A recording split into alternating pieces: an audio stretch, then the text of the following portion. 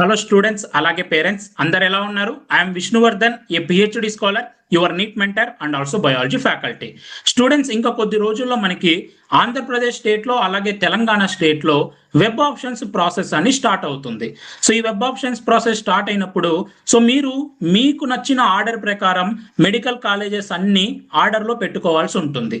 అయితే ఏ ఆర్డర్లో పెట్టుకోవాలి అనేది చాలా మందికి డౌట్ ఉంటుంది. సో ఫస్ట్ మీకు ఒక డౌట్ క్లియర్ చేస్తున్నాను. ఓకే, కౌన్సిలింగ్ పరంగా మీకు ఒక డౌట్ క్లియర్ చేస్తున్నాను. మీ మార్క్స్ టాప్లో ఉన్నా, లేదా మీ మార్క్స్ బార్డర్ మార్క్స్లో ఉన్నా, లేదా మీకు తక్కువ మార్క్స్ వచ్చినా సరే, ప్రతి ఒక్క స్టూడెంట్ మనకి స్టేట్లో ఉన్న టాప్ గవర్నమెంట్ మెడికల్ కాలేజెస్కే ఫస్ట్ ప్రయారిటీ అనేది ఇవ్వాలి. సో ఇది ఫస్ట్లోనే చెప్పేస్తున్నాను, ఇది చాలా వీడియోస్లో కూడా నేను చెప్పాను. అయితే అన్న, మంచి మెడికల్ కాలేజ్కి ప్రయారిటీ ఇవ్వాలి అని చెప్పావు. అయితే ఏవి మంచి మెడికల్ కాలేజెస్? సో ఒక మెడికల్ కాలేజ్ని మనం ఫస్ట్ ప్రయారిటీ ఇవ్వాలి అంటే ఏమి కన్సిడర్ చేయాలి? ప్రస్తుతానికి స్టూడెంట్స్ కానీ పేరెంట్స్ కానీ కొన్ని విషయాలు కన్సిడర్ చేస్తారు. ఫస్ట్లో ఏంటంటే ఆ కాలేజ్ గవర్నమెంటా ప్రైవేటా? ఒకవేళ గవర్నమెంట్ అయితే ఆ గవర్నమెంట్ కొత్త గవర్నమెంటా, లేకపోతే సో ఎప్పటి నుంచో పాత గవర్నమెంటా? ఆ ప్రైవేట్ కాలేజ్ అయితే ప్రైవేట్ కాలేజ్లో ఫీ ఎంత, లేకపోతే మన ఇంటి నుంచి ఆ కాలేజీకి ఎంత దూరం ఉంది? ఇవి జనరల్గా ప్రతి ఒక్కరూ ఆలోచించే విషయాలు. కానీ ఇవి కూడా మ్యాటరే. సో ఫీజు కూడా మ్యాటరే, పాతదా కొత్తదా అనేది కూడా మ్యాటరే. కానీ మీరు మీ పిల్లల్ని కానీ ఒక స్టూడెంట్ కానీ ఒక మెడికల్ కాలేజ్లో 5.5 years జాయిన్ చేయిస్తున్నప్పుడు వీటికన్నా ఇంకా ఎక్కువగా మ్యాటర్ అయ్యే విషయాలు చాలా ఉంటాయి. సో వాటిని మీరు కన్సిడర్ చేయాలి. అంటే చాలా మంది కట్ ఆఫ్ని బేస్ చేసుకొని ప్రయారిటీ పెట్టేస్తూ ఉంటారు. సో కట్ ఆఫ్ని బేస్ చేసుకొని మనం ఆల్మోస్ట్ ప్రయారిటీ పెట్టచ్చు. కానీ కొన్ని కేసెస్లో ఏంటంటే సిటీస్కి దగ్గరగా ఉన్న కాలేజెస్లో ఎక్కువగా కట్ ఆఫ్ పోతూ ఉంటుంది. సో అది కూడా అవసరమే. కానీ కొన్ని కాలేజెస్ మటుకు కట్ ఆఫ్ కొంచెం, ఆ కాలేజ్ మరీ అంత కాకపోయినా కట్ ఆఫ్ అయ్యి ఉంటుంది. It depends on local restrictions కానీ లేకపోతే సిటీస్ వల్ల కానీ. సో నేను కట్ ఆఫ్ని బేస్ చేసుకొని పెట్టచ్చు, కానీ మరి దాన్ని బ్లైండ్గా నమ్మమని నేనైతే చెప్పను. సో నేను ఈరోజు ఈ వీడియోలో మీకు ఇప్పుడే ఎంబీబీఎస్ కంప్లీట్ అయిపోయి so top most government medical college నుంచి ఎంబీబీఎస్ డిగ్రీ తీసుకొని గోల్డ్ మెడల్ తెచ్చుకున్న సో ఒక డాక్టర్ మాటల్లో మీకు చెప్పిస్తాను ఎలా ఒక కాలేజ్కి మీరు ప్రయారిటీ ఇవ్వాలి అని. సో అలాగే ఆ అమ్మాయి క్వాలిటీస్ అన్ని మీకు చెప్తుంది. సో చెప్తున్నప్పుడు మీరు ఆ క్వాలిటీస్ ఆ కాలేజీలో ఉన్నాయో లేదో ఎలా చెక్ చేసుకోవాలో కూడా నేను మీకు ఈ వీడియోలో చెప్తాను. సో మీరు ఈ వీడియోని చివరి వరకు చూడండి. సో ఇది very very important. So next 5.5 years of me life దీని మీద మీరు చూస్ చేసుకునే కాలేజ్ మీద డిపెండ్ అయి ఉంటుంది. మనం వీడియోని కంటిన్యూ చేసే ముందు ఒక చిన్న అనౌన్స్మెంట్. మీరు కనుక నీట్ 2027 కోసం ప్రిపేర్ అవుతుంటే మీ అందరికీ తెలుసు, మనం ఒక నీట్ అకాడమీ కోచింగ్ కూడా స్టార్ట్ చేశాము. viష్ణుsmartinfo.com మీరైతే ఈ అకాడమీలో జాయిన్ అవ్వచ్చు. నేను లాస్ట్ 5 years నుంచి క్లాసెస్ చెప్తున్నాను అండ్ ఒక బ్యాచ్ కూడా సక్సెస్ఫుల్గా కంప్లీట్ చేశాం. వాటిలో ఆల్ ఇండియా ర్యాంకర్స్ ఉన్నారు అండ్ చాలా మందికి మెడికల్ కాలేజెస్లో కూడా జాయిన్ అయ్యారు. అయితే ఈ బ్యాచ్లో మీరు ఫ్రీగా జాయిన్ అవ్వాలనుకుంటే లేదా కొంచెం స్కాలర్షిప్తో మీరు జాయిన్ అవ్వాలనుకుంటే ఈ సండే రోజున మెరిట్ స్కాలర్షిప్ టెస్ట్ అని ఒక టెస్ట్ పెడుతున్నాం. సో ఈ 30th August సండే రోజున ఈ టెస్ట్ ఉంటుంది. మార్నింగ్ 11 నుంచి 12:30 PM వరకు ఈ టెస్ట్ ఉంటుంది. ఈ టెస్ట్కి సిలబస్ వచ్చేసి క్లాస్ 11th NCERT సిలబస్ ఉంటుంది. ఎందుకంటే ప్రజెంట్ ఇంటర్మీడియట్ సెకండ్ ఇయర్ చదివే వాళ్ళకి, అలాగే ఆల్రెడీ ఒకసారి 2 సార్లు నీట్ ఎగ్జామ్ రాసిన వాళ్ళకి అందరికీ సూటబుల్గా ఉండాలని క్లాస్ 11th సిలబస్ అయితే పెడుతున్నాము. గుర్తుపెట్టుకోండి, ఈ సండే రోజున ఉంటుంది. 90 questions ఉంటాయి, 360 మార్క్స్కి. మీకు కనుక టాప్ మార్క్స్ వస్తే మీకు ఫుల్ ఫ్రీగా బ్యాచ్ ఇస్తాము, లేకపోతే 50%, లేకపోతే ప్రతి ఆస్పిరెంట్కి మినిమం 10% స్కాలర్షిప్ అయినా ఇస్తాము. మీరు ఈ టెస్ట్ రాయాలి అంటే 2 క్రైటీరియాని ఫాలో అవ్వాలి. ఫస్ట్ వచ్చేసి మీరు ఒక గూగుల్ ఫామ్ ఫిల్ చేయాలి. మీరు మన వెబ్సైట్లోకి రండి, ఇక్కడ రిజిస్టర్ ఫ్రీ నౌ మీద క్లిక్ చేయండి. క్లిక్ చేయగానే మీకు ఒక గూగుల్ ఫామ్లోకి తీసుకెళ్తుంది. సో మీరు ఈ గూగుల్ ఫామ్ని ఫిల్ చేయాల్సి ఉంటుంది. సో ఇక్కడ మీ స్క్రీన్ మీద కనిపిస్తుంది కదా, దీన్ని ఫిల్ చేయాల్సి ఉంటుంది. అలాగే నెక్స్ట్ ఫిల్ చేసిన తర్వాత ఎన్రోల్ ఇన్ టెస్ట్ కోర్స్ అని ఉంటుంది. సో ఈ స్కాలర్షిప్ కోసం సపరేట్గా ఒక ఫ్రీ టెస్ట్ కోర్సు, మీరు ఫ్రీగా ఇందులో ఎన్రోల్ అయిపోవచ్చు. ఇందులో ఎన్రోల్ అవ్వాలి. ఎన్రోల్ అయిన తర్వాత ఒక డెమో టెస్ట్ ఉంటుంది. సో మీరు డైరెక్ట్గా ఎగ్జామ్లోకి వెళ్ళే ముందు జస్ట్ డెమో ప్రాక్టీస్ చేస్తే బాగుంటుంది కదా. సో డెమోని ప్రాక్టీస్ చేయండి. 5 రీనీట్ క్వశ్చన్స్ పెట్టాం దాంట్లో, అంతే. సో దాని తర్వాత మీకు సండే రోజున మీరు డైరెక్ట్గా టెస్ట్ అనేది రాయొచ్చు. ఓకే, ఈ 2 క్రైటీరియా ఫిల్ చేసిన వాళ్ళకి మాత్రమే మేము ఈ స్కాలర్షిప్ అనేది ఇస్తాము. మీకు మంచి మార్క్స్ వచ్చుంటే నెక్స్ట్ మా అకాడమిక్ టీం మీతో ఇంటరాక్ట్ అవుతుంది. సో మీకు ఎంత స్కాలర్షిప్కి మీరు ఎలిజిబుల్ అయ్యారో చెప్తుంది. ఒకవేళ మీరు ఆల్రెడీ డ్రాపర్ అయ్యి ఉంటే మీ నీట్ 2026 స్కోర్ని కూడా మేము కన్సిడర్ చేస్తాము. సో ఈ స్కాలర్షిప్ దేనికోసం అంటే మేము ఒక NEET 2027 premium package, even offline coaching కూడా మీకు ప్రొవైడ్ చేయలేదు, మేము ఆన్లైన్లో ప్రొవైడ్ చేస్తున్నాం. జాయిన్ అయ్యి పట్టించుకోకుండా ఉండడం కాదు, జాయిన్ అయిన తర్వాత టిల్ మీ ఎగ్జామ్ వరకు ప్రతిరోజు పట్టించుకునేలాగా ఈ బ్యాచ్ అయితే డిసైడ్ చేశాము. Physics and chemistry live classes ఉంటాయి. సో బయాలజీ రికార్డెడ్ సెషన్స్ ఉంటాయి. లైవ్ క్లాస్ మిస్ అయితే రికార్డెడ్ క్లాసెస్ ఉంటాయి. ఎవ్రీ సండే టెస్ట్ ఉంటుంది. అలాగే మీరు జాయిన్ అయిన వెంటనే మీకు మెంటర్స్ని అలాట్ చేస్తాము. మీ స్క్రీన్ మీద కనిపిస్తుంది కదా, వీళ్ళందరూ ఆల్రెడీ ఎక్స్పీరియన్స్డ్ మెంటర్స్. వీళ్ళు మీకు గైడ్ చేస్తారు. ఎవ్రీడే మీరు ఏం చదవాలి, మీ ప్లానింగ్ ఎలా ఉండాలి, మీ షెడ్యూల్ ఎలా ఉండాలి, వీళ్ళ యొక్క షార్ట్ నోట్స్ ఎవ్రీథింగ్ మీకు ప్రొవైడ్ చేస్తారు. సో ఈ బ్యాచ్ యొక్క కాస్ట్ వచ్చేసి 27,000, కానీ ఇప్పుడు సెప్టెంబర్ 10 వరకు 17,000కి ఇస్తున్నాము. ఇంత కూడా ఎక్కువ అవుతుంది అనుకుంటే ఈ మెరిట్ స్కాలర్షిప్ టెస్ట్ రాయండి. సో మీకు స్కాలర్షిప్ పొందండి. సో మీరు ప్రీమియం కోచింగ్ ఇన్స్టిట్యూట్ కన్నా ఎక్కువగా ప్రొవైడ్ చేసే బ్యాచ్ లో మీరు జాయిన్ అవ్వచ్చు. ఈ స్కాలర్షిప్ టెస్ట్ గురించి మీ ఫ్రెండ్స్ కానీ బ్రదర్స్ సిస్టర్స్ ఎవరైనా నీట్ 2027కి ప్రిపేర్ అవుతుంటే సో వాళ్ళకి షేర్ చేయండి. 20+ ఇయర్స్ ఎక్స్పీరియన్స్డ్ ఫ్యాకల్టీ మన తెలుగు వాళ్ళు, అండ్ 20+ ఇయర్స్ ఎక్స్పీరియన్స్డ్ ఫ్యాకల్టీతో పాటు ఆల్రెడీ నీట్ ఎగ్జామ్ని క్రాక్ చేసి సో మెనీ స్టూడెంట్స్ని గైడ్ చేసిన ఎంబీబీఎస్ స్టూడెంట్స్ యాజ్ మెంటర్స్గా ఉంటారు. అండ్ ఈ బ్యాచ్లో కేవలం 100 స్టూడెంట్స్ ఉంటారు. ఆ 100 స్టూడెంట్స్కి సీట్ తెప్పియడం మా యొక్క ధ్యేయం. అండ్ ఈ బ్యాచ్ అనేది ఆగస్టు 31 నుంచి స్టార్ట్ అవుతుంది. అంటే చాలా మంది జస్ట్ జూనియర్ కాలేజెస్లో చదువుతూ ఉంటారు, నీట్ కోచింగ్ ఉండదు. సో అలాంటి వాళ్ళకి మా దాని గురించి ఇంకా ఎక్కువ షేర్ చేయండి. వాళ్ళకి ఏంటంటే జస్ట్ ఇంటర్మీడియట్ చదువుతారు, నీట్ కోసం ప్రిపేర్ అవ్వరు. అలాంటి వాళ్ళు ఈ మెరిట్ స్కాలర్షిప్ టెస్ట్ రాసి సో అలాంటి వాళ్ళకి మేము గనక కోచింగ్ ప్రొవైడ్ చేయగలిగితే సో అది నాకు ఇంకా ఎక్కువగా హ్యాపీనెస్ అయితే ఇస్తుంది. నెక్స్ట్ మనం వీడియోలోకి వెళ్ళిపోతే సో ఇప్పుడు నేను మీకు ఆ డాక్టర్ మాట్లాడే మాటలు అలాగే వీడియో చూపిస్తాను. అండ్ దానికన్నా ముందు నేను కొన్ని మీకు చెప్పాలి. సో ఇప్పుడు ఆ డాక్టర్ చెప్తారు హాస్పిటల్లో బెడ్స్ ఎక్కువ ఉండాలి, అలాగే ఓపీడీ కౌంట్ ఎక్కువ ఉండాలి, ఇలా కొన్ని చెప్తూ ఉంటారు. సో చెప్పిన తర్వాత వాటిని మీరు ఎలా చెక్ చేయాలి అంటే ఎన్ఎంసి వెబ్సైట్లో మనకి ఈచ్ అండ్ ఎవ్రీ మెడికల్ కాలేజీకి సో ఈ డీటెయిల్స్ అనేవి ప్రొవైడ్ చేస్తారు. ఆ వెబ్సైట్లో మీరు చెక్ చేయొచ్చు. కింద డిస్క్రిప్షన్లో నేను మీకు ఇస్తాను, మీరు చెక్ చేసుకోండి. అలాగే ప్రతి కాలేజ్ వెబ్సైట్లోకి వెళ్తే ఆ కాలేజీలో పీజీ ఉందా లేదా, సూపర్ స్పెషాలిటీ ఉందా లేదా అనేది కూడా మీరు చెక్ చేసుకోవచ్చు. అండ్ గూగుల్లో ఎవ్రీ కాలేజ్ రివ్యూ కూడా మీరు చెక్ చేసుకోవచ్చు. కొద్దిమంది నన్ను అడగచ్చు, అన్న వీటన్నిటి బదులు నువ్వే డైరెక్ట్గా ప్రయారిటీ లిస్ట్ చెప్పేయచ్చు కదా అని. సో ప్రతి ఒక్కరికి ప్రయారిటీ లిస్ట్ అనేది సపరేట్గా ఉంటుంది. సో ఎందుకంటే డిస్టెన్స్ కూడా మ్యాటర్ అవుతుంది. అట్ ద సేమ్ టైం కొద్దిమంది ప్రైవేట్ కాలేజ్లో ఫీజు కట్టుకోలేరు, కొద్దిమంది ఏమో గవర్నమెంట్ కాదు ప్రైవేట్లో మంచి ఫెసిలిటీస్ ఉంటాయి ప్రైవేట్లో జాయిన్ అవుతామంటారు. అండ్ టాప్ కాలేజెస్ ఎవరికైనా సేమే అండి. సో ఆంధ్రప్రదేశ్ తీసుకుంటే Andhra medical college, Guntur medical college, Kurnool medical college, Rangaraya medical college, Siddhartha medical college, SV medical college, ఇవి వరుసగా మీరు పెట్టేసుకోవచ్చు. ఇది అందరు పెట్టేసుకోవచ్చు, ఇప్పుడే మీకు చెప్తున్నాను. అండ్ తెలంగాణలో టాప్ 5 చూస్తే మనకి Gandhi, Osmania, ESIC and Kakatiya, government medical college, Nizamabad. So ఈ కాలేజెస్ టాప్ అందరికీ సేమే, మీరు కూడా పెట్టేసుకోవచ్చు. దీని తర్వాత నుంచి వచ్చే కాలేజెస్కి మనము సెట్ చేసుకోవాలి. ఎందుకంటే టాప్ అంటే ఎంత దూరమైనా మనం వెళ్ళిపోతాం, కానీ కొంచెం నెక్స్ట్ లెవెల్ ఆఫ్ కాలేజెస్కి మనం ఆలోచించుకోవాలి. సో ఇప్పుడు ఆ డాక్టర్ చెప్పేవన్నీ మీరు కన్సిడర్ చేయాలి. ఆ డాక్టర్ టాప్ మోస్ట్ కాలేజీలో చదివారు, ఓకేనా. అండ్ నేను ఇది ఎందుకు చెప్తున్నానంటే మీరు ఆ వెబ్సైట్లోకి వెళ్ళి చెక్ చేయొచ్చు ఆ డాక్టర్ చెప్పే ప్రతి ఒక్కటి. అలాగే కాలేజెస్ వెబ్సైట్స్లోకి వెళ్ళి మీరు చెక్ చేయొచ్చు. అలాగే గూగుల్లో కూడా మీరు కొట్టి చెక్ చేయొచ్చు. లేకపోతే ఏఐ హెల్ప్ తీసుకొనైనా చెక్ చేసుకోవచ్చు. అందుకే నేను మెంటర్షిప్లో జాయిన్ అయ్యే వాళ్ళకి ప్రతి ఒక్కరితో పర్సనల్గా మాట్లాడి సో వాళ్ళకి సూటబుల్ అయ్యే ప్రయారిటీ లిస్ట్ సపరేట్గా ఇస్తాను. సో ఇవన్నీ డిపెండ్ అవుతాయి. సో ఒక్కసారి మీరు ఆ డాక్టర్ మాట్లాడే మాటలు వినండి.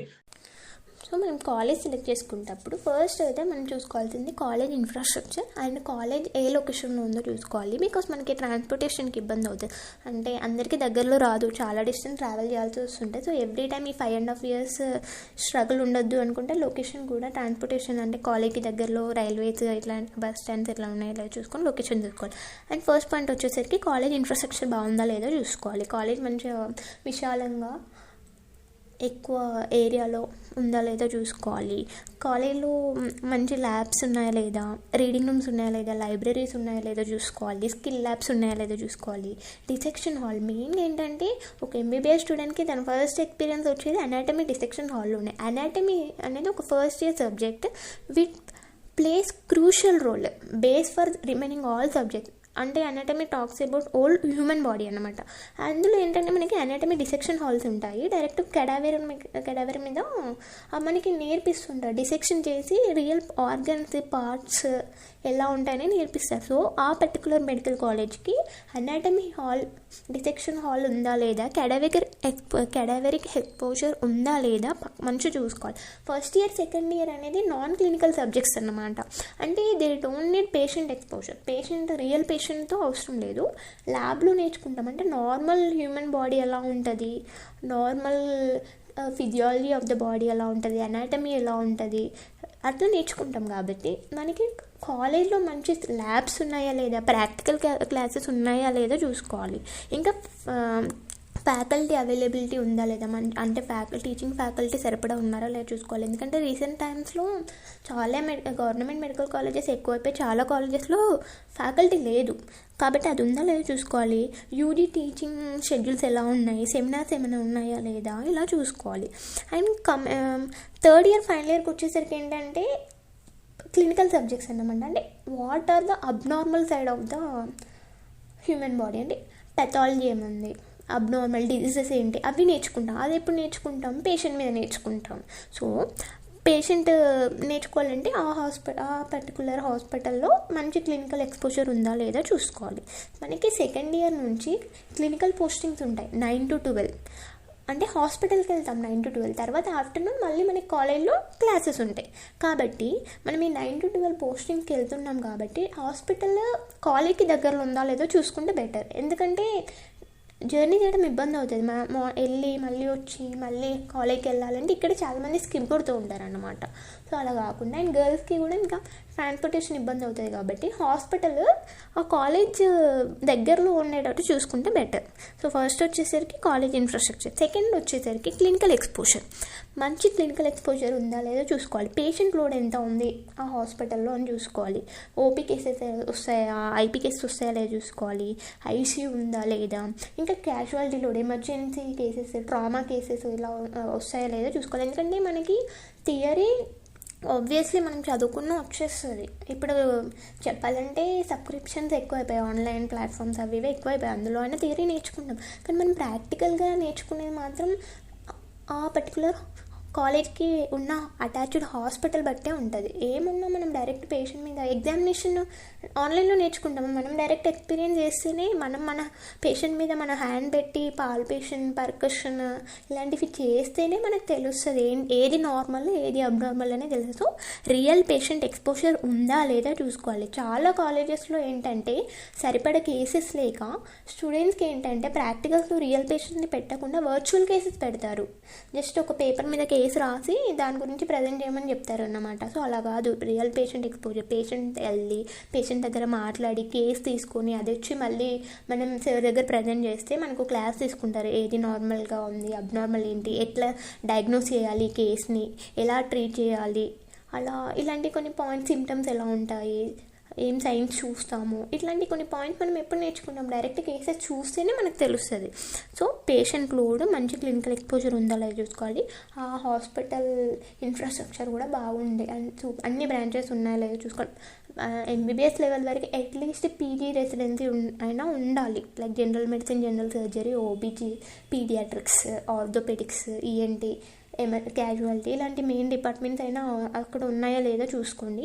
ఇంకా సూపర్ స్పెషాలిటీ కోర్సెస్ ఉంటే ఇంకా మంచిది. మనకి లైక్ తెలుస్తుంది అన్నమాట. ఎంబీబీఎస్ లెవెల్ నుంచి ఒక హాస్పిటల్ అడ్మినిస్ట్రేషన్ అనేది ఎలా రన్ అవుతుంది అనేది తెలుస్తుంది. లైక్ ఎలా ఉంటుంది, డిఫరెంట్ డిపార్ట్మెంట్ ఎలా ఫంక్షన్ అవుతాయి, ఇలాంటివి చాలా తెలుస్తాయి అన్నమాట. అండ్ ఇంకా మెయిన్గా హాస్టల్ కూడా దగ్గరలో ఉండేటట్టు చూసుకుంటే బెటర్. అండ్ మెయిన్ వచ్చేసరికి ఇంటర్న్షిప్ క్వాలిటీస్ అన్నమాట. ఇంటర్న్షిప్ చేసేటప్పుడు ఆ 1 year రెసిడెన్సీ చాలా హెక్టిక్ ఉంటుంది. గవర్నమెంట్ హాస్పిటల్స్ చాలా హెక్టిక్ ఉంటాయి కంపేర్ టు ప్రైవేట్ హాస్పిటల్. గవర్నమెంట్లో కూడా మళ్ళీ టాప్ కాలేజెస్, టాప్ పెద్ద హాస్పిటల్స్లో ఇంకా చాలా హెక్టిక్ ఉంటుంది.